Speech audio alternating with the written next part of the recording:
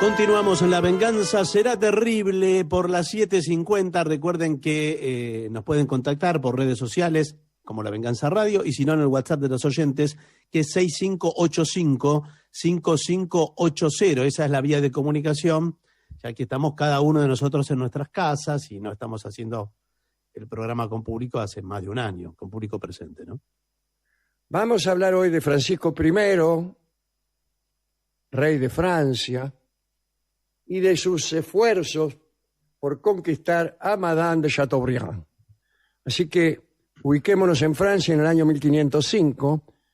En la iglesia de un pueblo llamado Morle se daba misa por el casamiento de una pareja noble. Ella se llamaba Françoise, tenía 12 años, ¿no? Y él se llamaba Jean de Laval, señor de Chateaubriand, y tenía 19. Dicen los cronistas lo siguiente: aunque apenas salida de la infancia, la belleza de Françoise era tan acabada que robaba los corazones, Era dueña de un ventajoso talle. Cómo me gustan las damas de talle ventajoso. Tenía aspecto seductor, cabellos negros y abundantes, y se destacaba la blancura y el brillo de su tez. No se trataba de un matrimonio por conveniencia o por cuestiones políticas. Jean de Laval estaba perdidamente enamorado de Françoise y ella disfrutaba de lo novedoso. Bueno, a los 12 años todo es novedoso, ¿no? Calcule. Unos días después de los esponsales, se instalaron en el castillo de Chateaubriand y nada más. Françoise y Jean vivieron felices en el castillo durante 10 años. 10 años, recién tenía 22 la mina. Bueno, y él 29, así que... Eran famosos por la organización de bailongos y fiestas campestres, y en esas fiestas parece que los concurrentes se iban dispersando poco a poco hasta que las distintas parejas se iban para los lugares más retirados de los bosques, entre los yuyos. Por esos tiempos era rey Francisco I de Valois, y un día alguien le habló de Françoise. Le dijo: mire, su majestad, hay una mina que se llama Françoise, que es la mujer de Chateaubriand, está fenómena y hacen unos bailes, yo fui a uno, etcétera, etcétera. En aquel momento Francisco no pensaba más que en los placeres del amor, digo, en aquel momento de su vida, y en todos en realidad. Una corte sin mujer, decía, es un año sin primavera. Frases como estas justificaban el pequeño harén que tenía Francisco, al que llamaban la pequeña banda. Y estas muchachas eran llamadas cada noche a la cama real.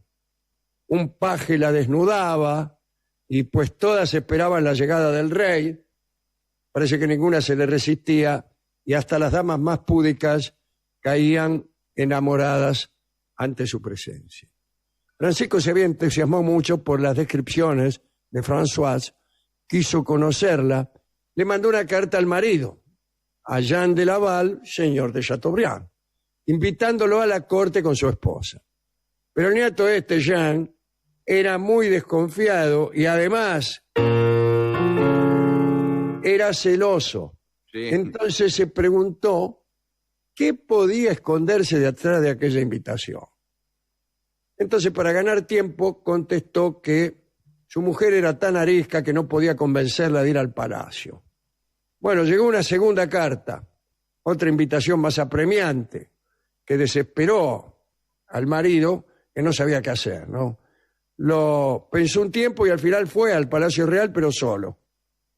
Cuando llegó, el rey se mostró muy decepcionado al no ver a la esposa.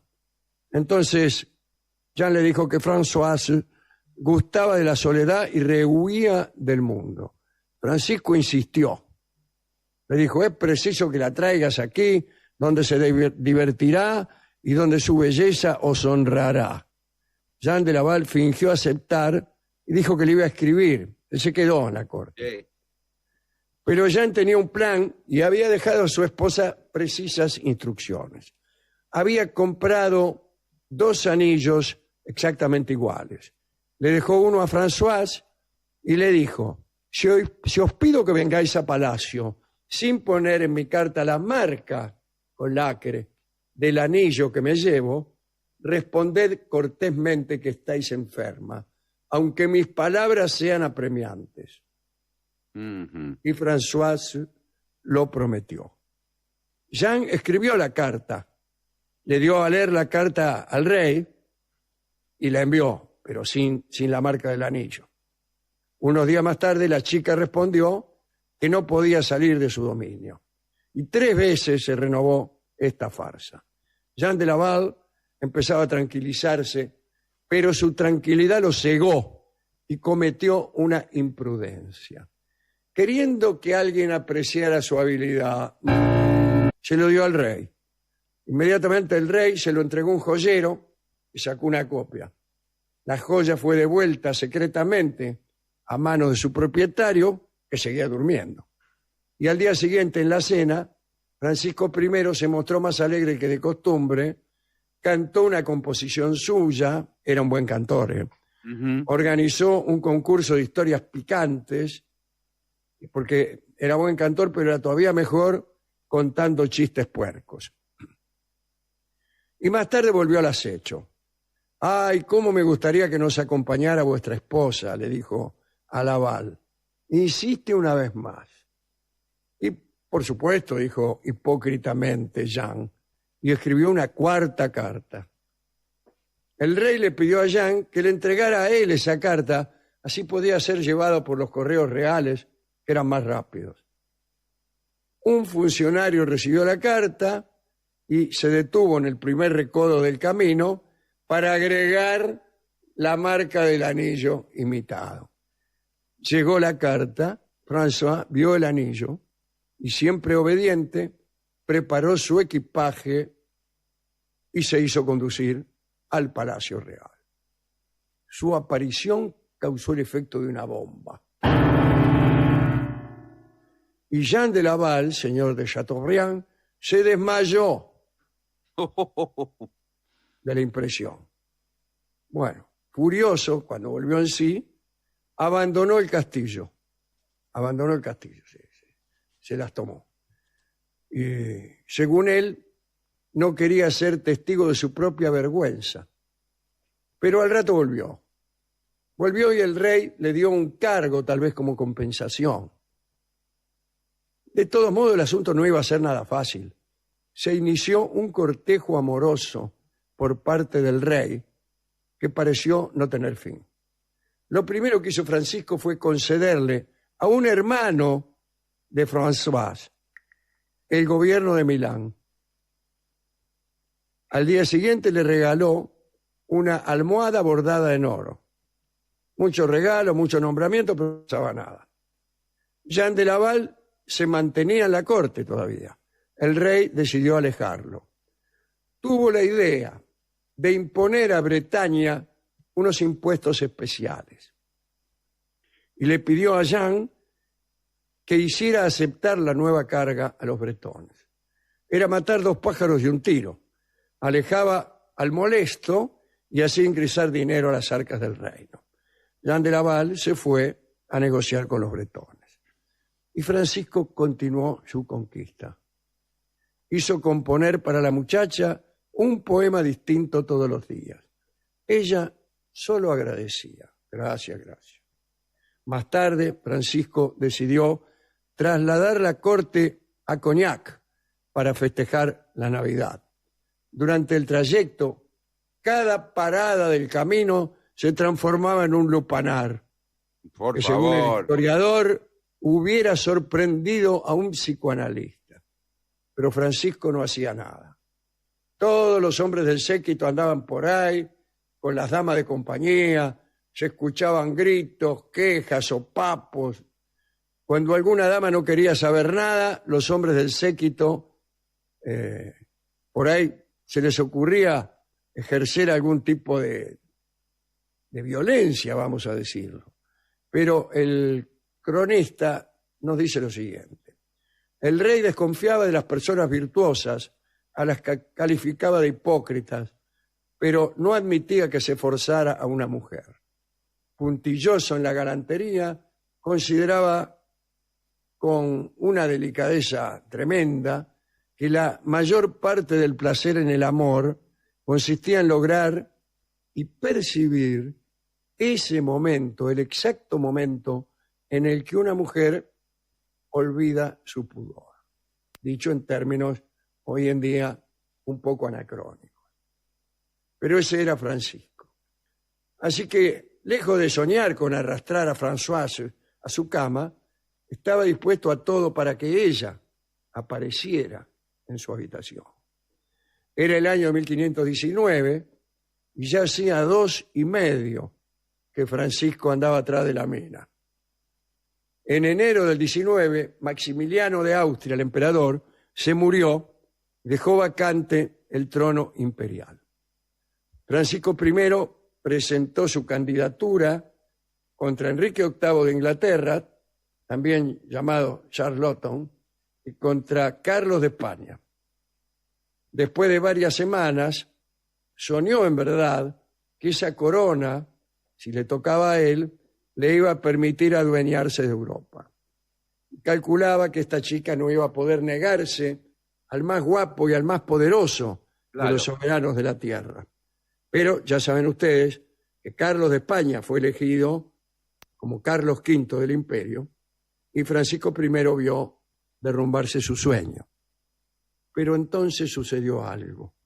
Françoise, que conocía las esperanzas del rey, tanto políticas como amorosas, supo el resultado y con mucha ternura fue a estrecharse en los brazos del rey.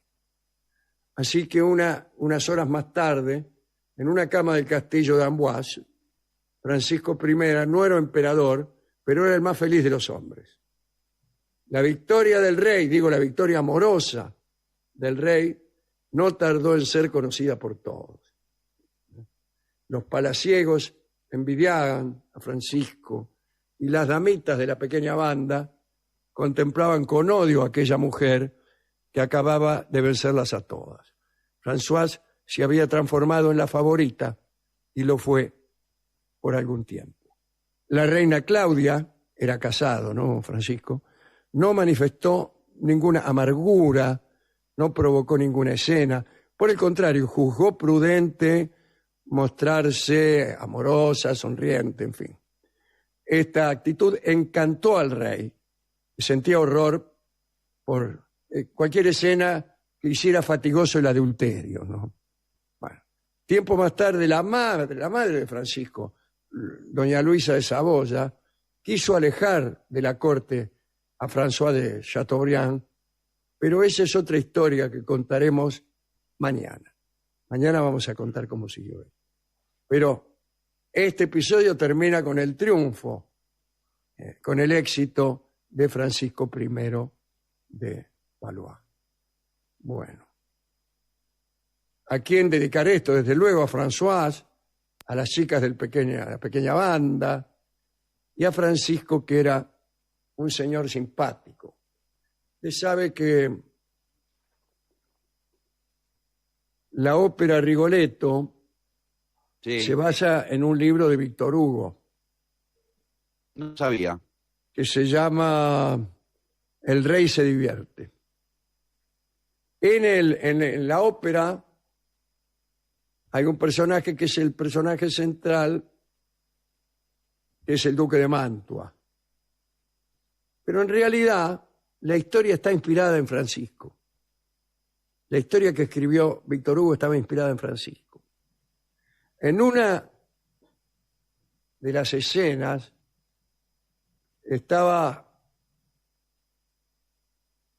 No, esto pasó en la realidad, no en el libro. Pasó en la realidad. A ver. Francisco I estaba recluido. No se sabe si enfermo o si era la época en que fue prisionero de Carlos V, que fue prisionero después, en algún momento. Y escribió en una pared con carbonilla o con carbón: la mujer es cambiante. Sí. O sea, en italiano, La donna è mobile. La donna è mobile. Ajá. Y el libretista de la ópera de Verdi, que se basó en la novela de Víctor Hugo, escribió una canción con esa misma leyenda que había escrito en la pared Francisco I de Valois. La donna è mobile. Y que vamos a escuchar ahora ilustrando esta historia que acabamos de contar por Pavarotti.